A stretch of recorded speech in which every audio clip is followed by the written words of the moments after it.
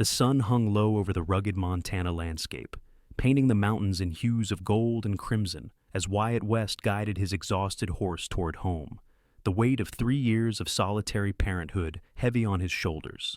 He hadn't planned on raising 4-year-old Caleb alone, but fate had other ideas when his wife Sarah succumbed to fever shortly after their son's first birthday.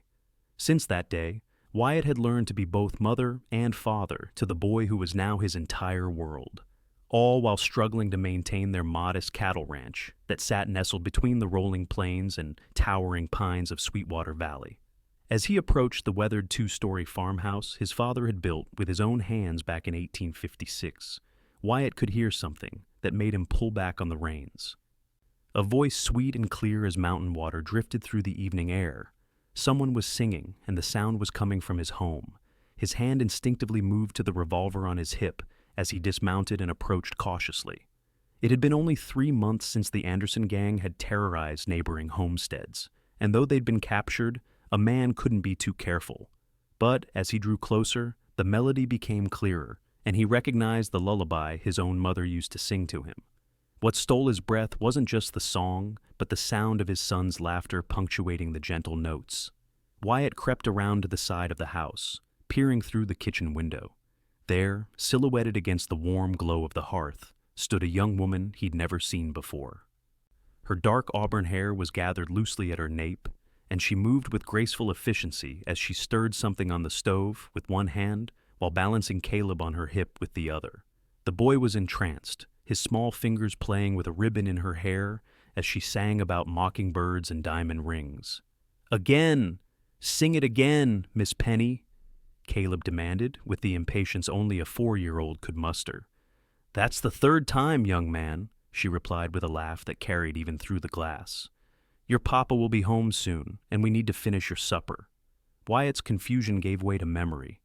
Mrs. Henderson from town had promised to send someone to help with Caleb while he was away driving cattle to the railroad. He'd completely forgotten, having grown so accustomed to Mrs. Nichols, the elderly widow who usually watched his son. But Mrs. Nichols had taken ill, and in the rush of preparing for the cattle drive, the details of the replacement had slipped his mind. He straightened his trail-worn clothing as best he could and walked around to the front door. Before he could knock, it swung open, revealing the young woman with his son still perched on her hip. Her eyes widened in surprise, their remarkable shade of green catching the last light of day. "Mr. West," she said, composing herself quickly. "We weren't expecting you until tomorrow." "Made better time than anticipated," Wyatt replied, suddenly conscious of his dusty appearance and the stubble on his jaw. "And you must be—" "Penelope Taylor," she offered with a slight nod of her head. "Mrs. Henderson sent me to look after Caleb. My family just moved to Sweetwater last month. We've taken over the old Thompson place." "Papa!" Caleb squirmed out of Penelope's arms and launched himself at Wyatt's legs. "Miss Penny makes the best biscuits, and she knows all the songs." Wyatt scooped his son up, breathing in the clean scent of soap in the boy's hair. "Does she now?" he said, meeting Penelope's gaze over Caleb's head. There was something in those eyes, intelligence, strength, maybe a touch of wariness that caught him off guard. "I hope you don't mind that I took some liberties with the cooking," she said. "Mrs. Henderson mentioned you'd be tired from the trail." "Mind? Miss Taylor, a hot meal cooked by someone other than myself might just be the finest welcome a man could ask for." Wyatt set Caleb down and stepped inside, removing his hat as he crossed the threshold. As they sat down to eat, Wyatt couldn't help but notice the subtle changes in his home. The floors had been swept clean, curtains washed, and there was a small vase of wildflowers on the table that brought color to the otherwise practical space. But most remarkable was Caleb, chattering away without his usual shyness, clearly comfortable in Penelope's presence. "So, the Thompson place," Wyatt said, as he helped himself to a second serving of stew. "That's a fair piece of land. Your family planning to farm it?" Penelope nodded, passing him the plate of biscuits. "My father believes in the future of this valley. We were in Oregon before, but after my mother passed, he wanted a fresh start." "I'm sorry about your mother," Wyatt said, recognizing the same shadow in her eyes that he often saw in his own reflection. "It's been 3 years now," she replied softly. "But thank you. Miss Penny's daddy builds things," Caleb interjected, his mouth full of biscuit. He's making a big school in town. Caleb, don't speak with your mouth full, Wyatt admonished gently, then looked to Penelope. Your father's a carpenter? And an architect of sorts. He designed several buildings back in Portland. The town council here has commissioned him to build a proper schoolhouse. She hesitated, then added, That's where I'll be working, once it's completed. I'm to be Sweetwater's new teacher. Wyatt raised his eyebrows. A school teacher? You seem rather young for such responsibility. A flush of color touched her cheeks, but her gaze remained steady. I'm 22, Mr. West, and I've been teaching in some capacity since I was 16. Education doesn't wait for age, and neither does the need for it. Her directness surprised him, and he found himself smiling. Fair enough, Miss Taylor. Sweetwater could use more education, and please, call me Wyatt. After supper, as Penelope prepared to leave, Wyatt found himself reluctant to see her go. It had been so long since the house had felt this warm, this alive. Will you come back tomorrow? Caleb asked, clinging to her skirts. Please, Miss Penny. She knelt down to his level. I have to help my father tomorrow, little one, but perhaps I can come visit another time, if your papa doesn't mind. Both sets of eyes turned to Wyatt, who felt an unexpected tightness in his chest. I'd say that would be just fine, he heard himself saying. In fact, if you'd consider continuing to help with Caleb occasionally, I'd be grateful. I can pay a fair wage, of course. Penelope stood, smoothing her simple blue dress. I'd like that, Mr. West, Wyatt. Caleb is a joy to be around. Then it's settled, Wyatt said, reaching for his hat. Let me see you home safely. It's getting dark. That's not necessary, she protested. My father will be waiting with the wagon just in town.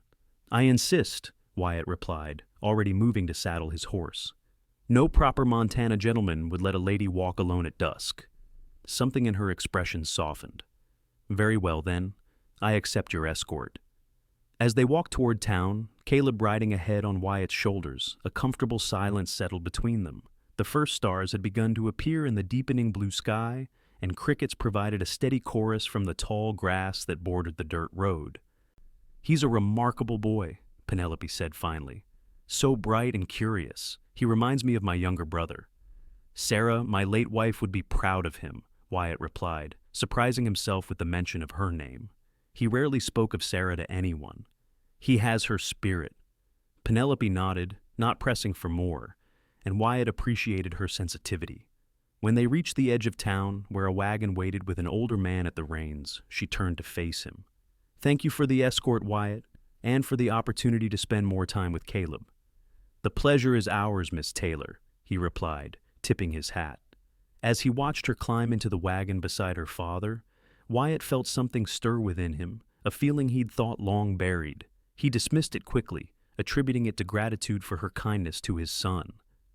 But later that night, as he tucked Caleb into bed, the boy's sleepy voice gave him pause. Miss Penny sings just like the angel Mama became, Caleb murmured. Do you think Mama sent her to us? Wyatt swallowed hard, stroking his son's hair. Maybe so, little man. Maybe so. In the days that followed, Penelope became a regular presence at the West homestead. 2 afternoons a week, she would arrive with books and crafts for Caleb, teaching him his letters and numbers well before most children his age would learn them. Wyatt began timing his return from the fields to coincide with her visits, looking forward to the conversations they shared over coffee as Caleb played nearby. He learned that Penelope had been engaged once, to a banker's son in Portland, but had broken it off when she discovered he expected her to abandon her teaching aspirations after marriage. He told her about his journey west with his parents as a boy, about meeting Sarah at a harvest dance, and about the hard years after her death when he'd barely kept the ranch afloat while caring for an infant.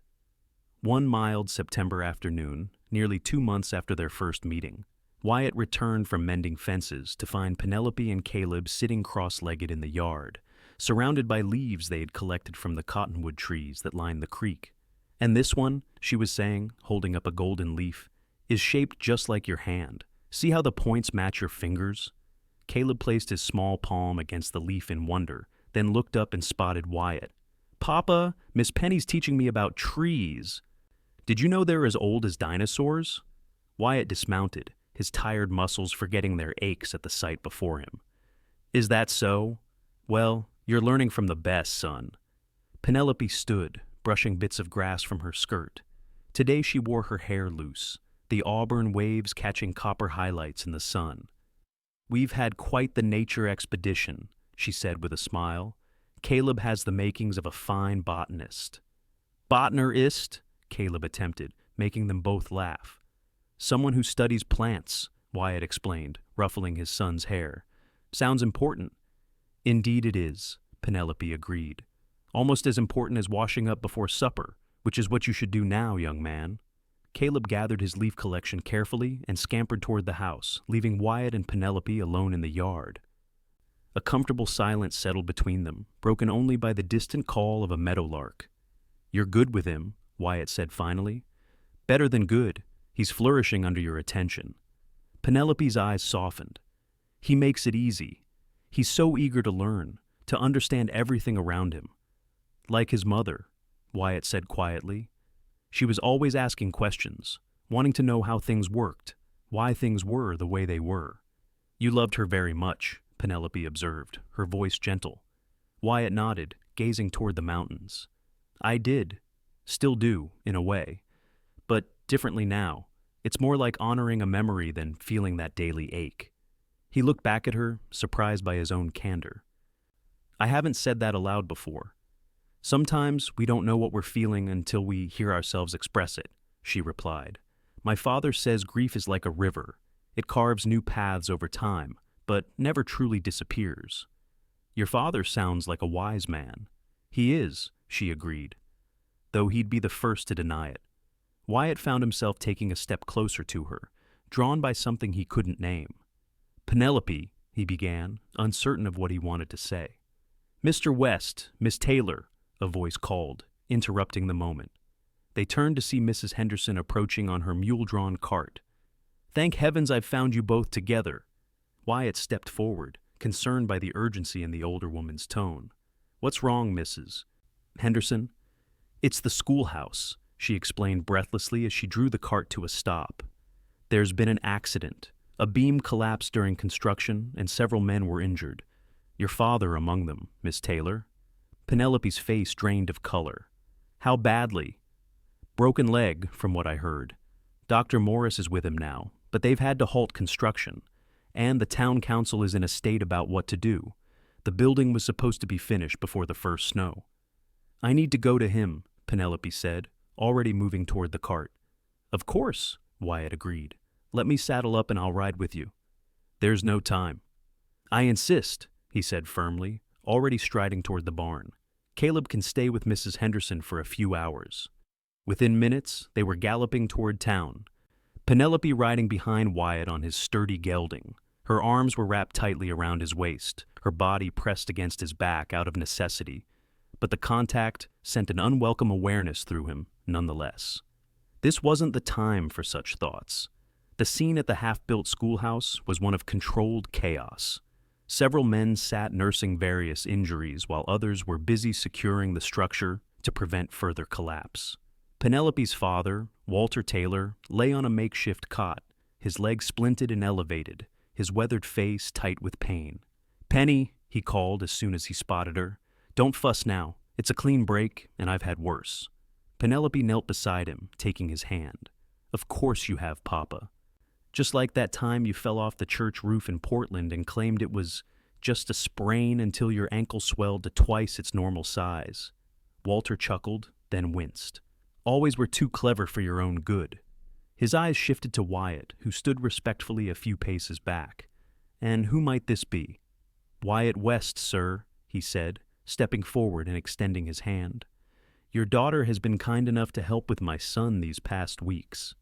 Walter's grip was firm despite his condition. "Ah, the rancher with the bright boy she's always talking about." His knowing glance between them made Wyatt shift uncomfortably. Dr. Morris approached, wiping his hands on a cloth. "We need to get you settled somewhere more comfortable, Mr. Taylor. That leg needs proper care if you're going to heal correctly." "He can stay with us," Wyatt found himself offering, before he'd fully thought it through. "I've got a spare room on the ground floor.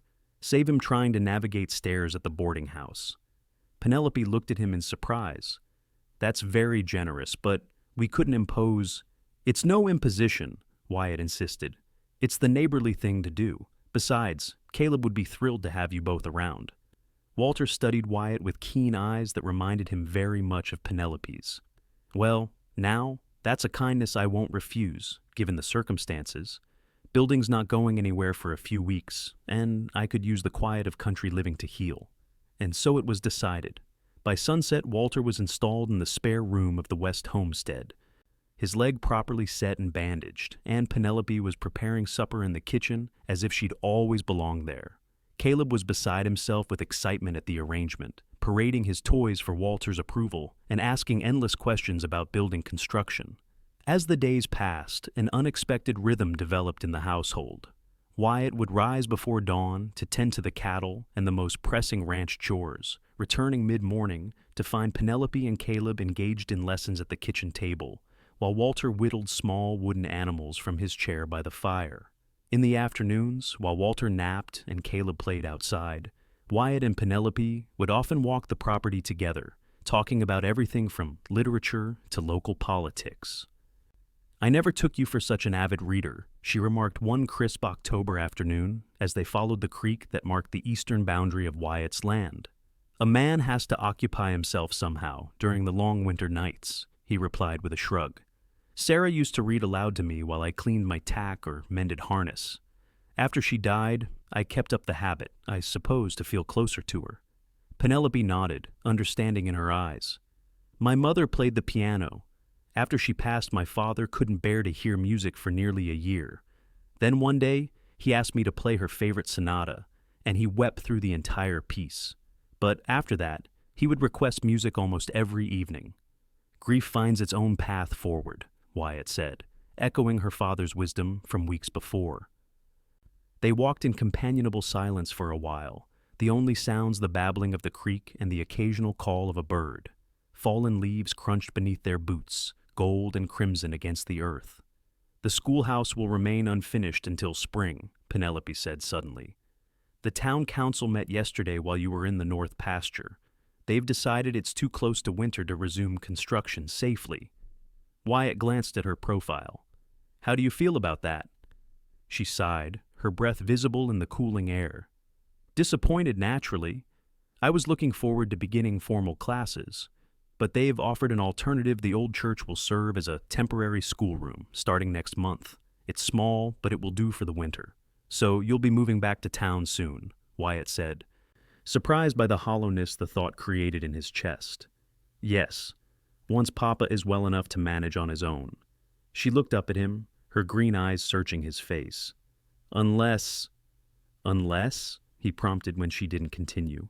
Penelope stopped walking, turning to face him fully. Wyatt, these past weeks, being here with you and Caleb, it's felt like home, he finished for her, taking a step closer. Yes, she whispered, exactly like home. Without conscious thought, Wyatt reached out to brush a strand of hair from her face, his fingers lingering against her cheek. Penelope, I never expected to feel this way again. After Sarah died, I thought that part of me was gone forever.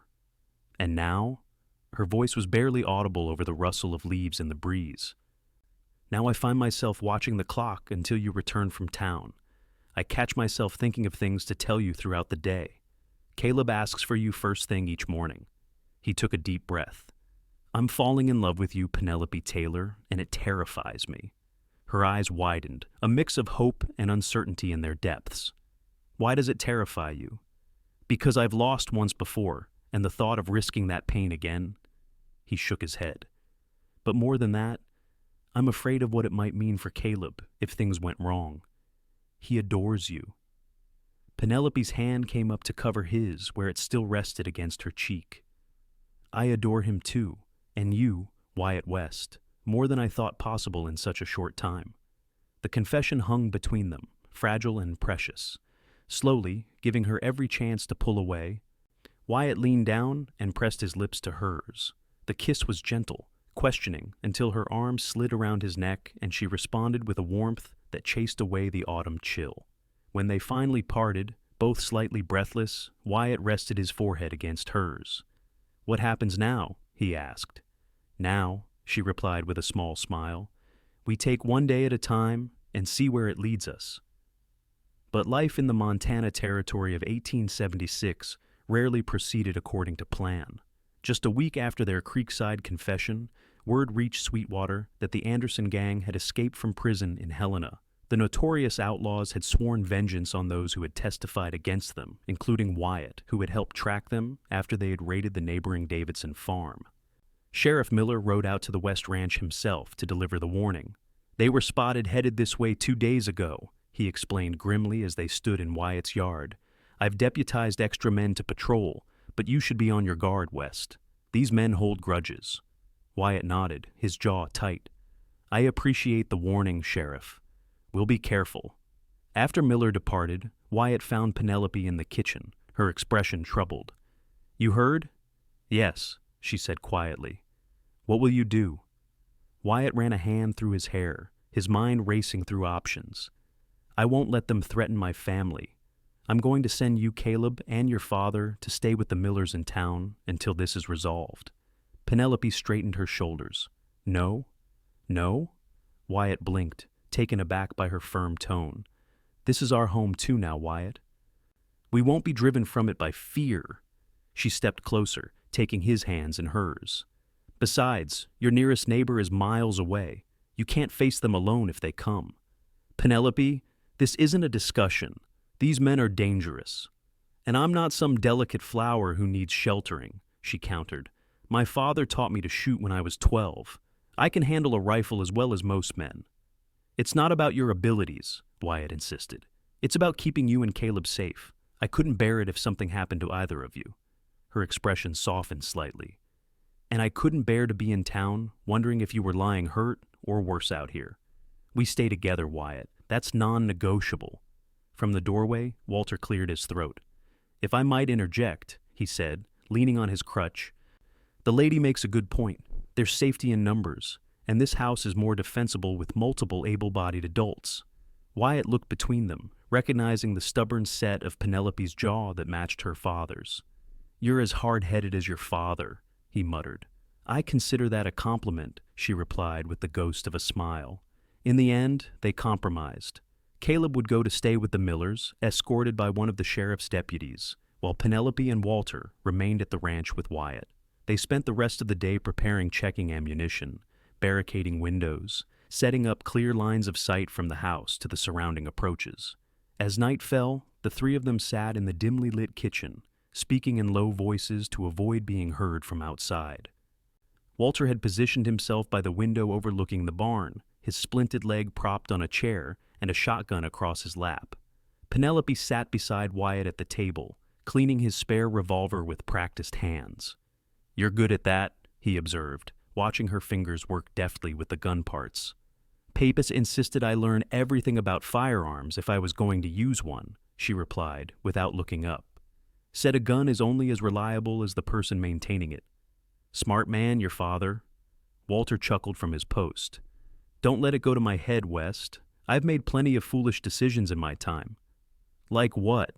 Wyatt asked, grateful for the conversation to distract from the tension of waiting. Walter glanced over with a wry smile. "Like trying to court my wife by claiming I knew how to dance. Nearly broke her foot at the harvest social. She married me anyway, God bless her soul." Penelope laughed softly. "He stepped on her dress and tore the hem clean off. Poor Mama was mortified. But she gave me a second chance," Walter continued, his eyes distant with memory. "Said any man willing to make such a fool of himself must truly be in love." "She was right," Penelope added, looking at Wyatt with meaning in her eyes.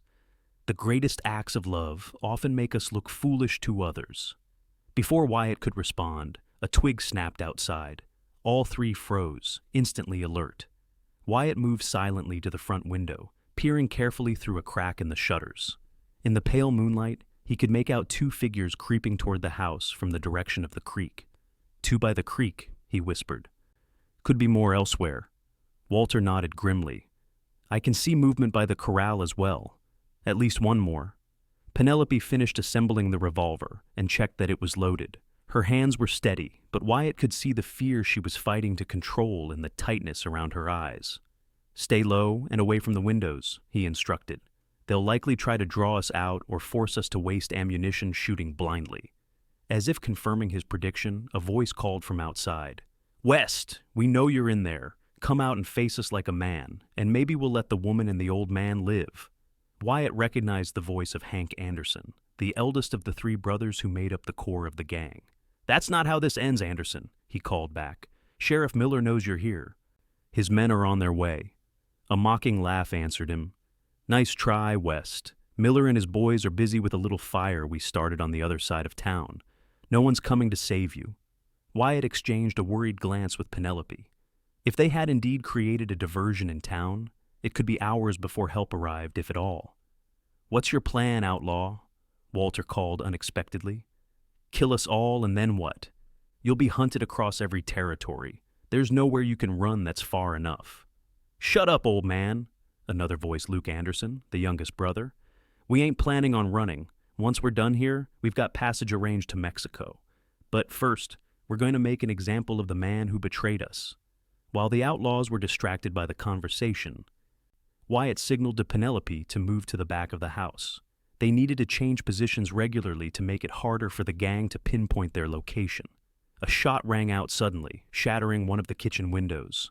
Walter ducked as glass rained down around him, but maintained his position. "That was a warning," Hank shouted. "Next one goes through your head, West." Wyatt's mind raced. The Andersons weren't known for their patience. They would likely rush the house soon, rather than wait for dawn. He needed to draw them out, separate them somehow. "Penelope," he whispered, "do you remember the root cellar I showed you beneath the pantry floor?" She nodded, her eyes widening in understanding. "The tunnel that leads to the creek bed. I need you to take your father through it. Once you're clear, fire 3 shots in quick succession. That will make them think we're being flanked and should draw at least one of them away from the house." "And leave you alone to face them? Absolutely not," she hissed. "I'll be right behind you," he promised. "But your father can't move quickly with that leg. You need to help him get a head start." Walter had overheard their whispered exchange. "He's right, Penny. I'll slow you both down. This way, we can turn their own strategy against them, divide them, while they're trying to divide us." Penelope looked between the two men, clearly torn. "You have 5 minutes," she finally said to Wyatt. "If you're not behind us by then, I'm coming back for you." "Fair enough," he agreed, knowing there was no point arguing with her when she used that tone. "Now go." Quietly. After they disappeared into the pantry, Wyatt moved systematically through the house, creating the impression of multiple defenders by firing from different windows. Outside, he could hear the Andersons arguing about their next move. Just as he reached the pantry himself, preparing to follow Penelope and Walter, the front door crashed open. Wyatt spun, firing twice at the silhouette that appeared in the doorway. The figure crumpled with a cry of pain, not dead, but wounded. "Luke's hit!" someone shouted from outside. "Damn you, West!" Wyatt didn't wait for their next move. He dropped through the trap door into the root cellar, pulling it closed behind him, just as more shots splintered the wood around him. The narrow tunnel beyond was barely tall enough for him to crouch in, and he moved as quickly as he could in the darkness, feeling his way along the rough earthen walls. After what seemed an eternity, he saw a faint light ahead, the exit near the creek bed, concealed by a growth of wild rose bushes. As he neared the opening, he heard 3 shots fired in rapid succession, just as planned. Penelope and Walter were waiting for him in the shelter of a large boulder, both looking relieved when he emerged from the tunnel. "Did it work?" Walter asked in a low voice. Wyatt nodded, peering carefully around the edge of the rock. "I can see 2 of them heading this way. That leaves one at the house, probably with Luke, who's wounded." "So we circle around behind them?" Penelope suggested. "Exactly. If we can get to the barn, there's another rifle hidden in the hayloft." Moving as silently as possible, they made their way through the trees that lined the creek, keeping low and using the darkness to their advantage. Twice they had to freeze in place as one of the Andersons passed nearby, searching for the source of the shots. They had nearly reached the barn when a voice called out from alarmingly close by. "I see them! By the barn!" Wyatt pushed Penelope toward the barn door.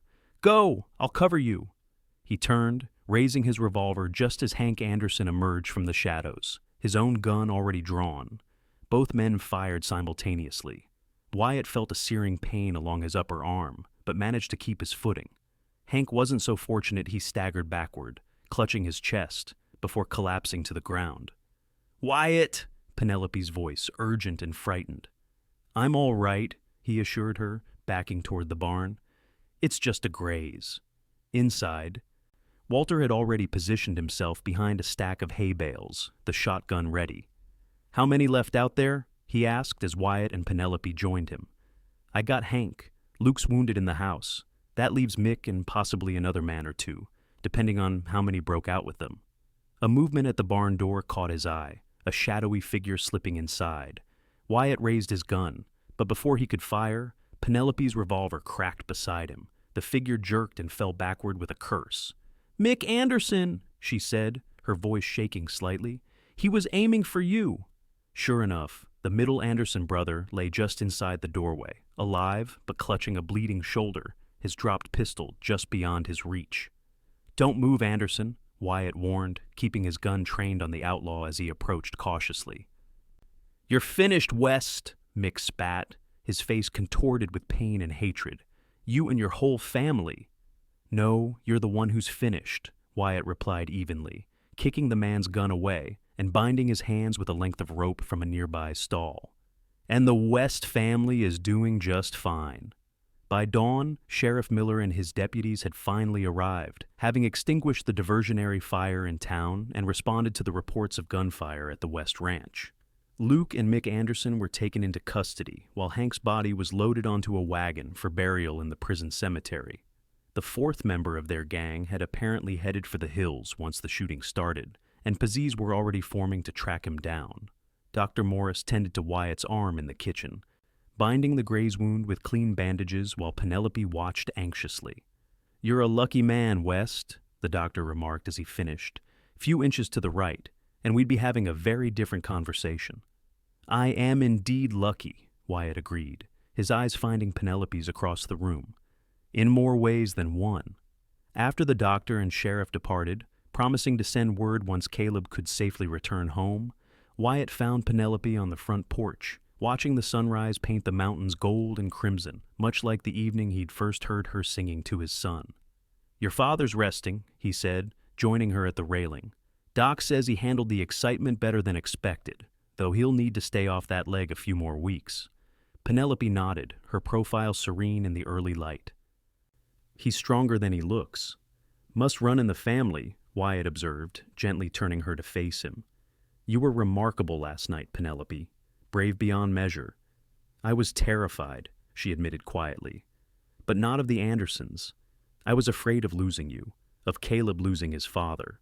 Wyatt took her hands in his heart full to bursting with emotions he'd thought long buried. "When I rode up that evening 2 months ago and heard you singing to my son, something changed in me. It was like a door that had been sealed shut, suddenly cracked open, letting in light I hadn't even realized I was missing." Tears glistened in her green eyes. "Wyatt, let me finish," he said softly. "I know it hasn't been long, and maybe this is foolish, but if last night taught me anything, it's that life is uncertain and precious. I don't want to waste another day wondering what might be." He took a deep breath. "Penelope Taylor, would you consider becoming my wife, a mother to Caleb, a partner to me, the heart of this home that already feels more complete with you in it?" A single tear spilled down her cheek as her face bloomed into a radiant smile. "Yes," she whispered. "Yes, with all my heart." When Caleb returned later that day, bouncing with excitement from his adventure in town, they sat him down together to share their news. "Miss Penny is going to be your new mama," Wyatt explained, watching his son's face carefully. "How would you feel about that?" Caleb looked between them, his small brow furrowed in thought. "Will you still sing to me?" he asked Penelope seriously. "Every day if you like," she promised, his face split into a gap-toothed grin. "Then I think that would be the best thing ever. I asked God and Mama in heaven to send you to us forever, and they did." Wyatt gathered his son in one arm and Penelope in the other, holding his family past, present, and future in a circle of love that had seemed impossible just months before. As he caught Walter's approving nod from the doorway, he knew that the path ahead might not always be smooth, but it would be traveled together. They were married 2 weeks later in the small church in Sweetwater, with Caleb proudly serving as best man and Walter giving his daughter away, despite still needing a crutch. The schoolhouse construction would resume in spring, with Penelope taking up her teaching position as planned, though she would now ride to town from the West Ranch rather than from a boarding house room. And on quiet evenings, when the day's work was done and the lamps were lit against the gathering darkness, Wyatt would often pause in the doorway of Caleb's room, listening to the sweet, clear voice of his wife singing their son to sleep with the same lullabies that had first led him home to her. In those moments, he knew with absolute certainty that some songs were meant to be heard across time and space, guiding lost hearts back to where they truly belonged,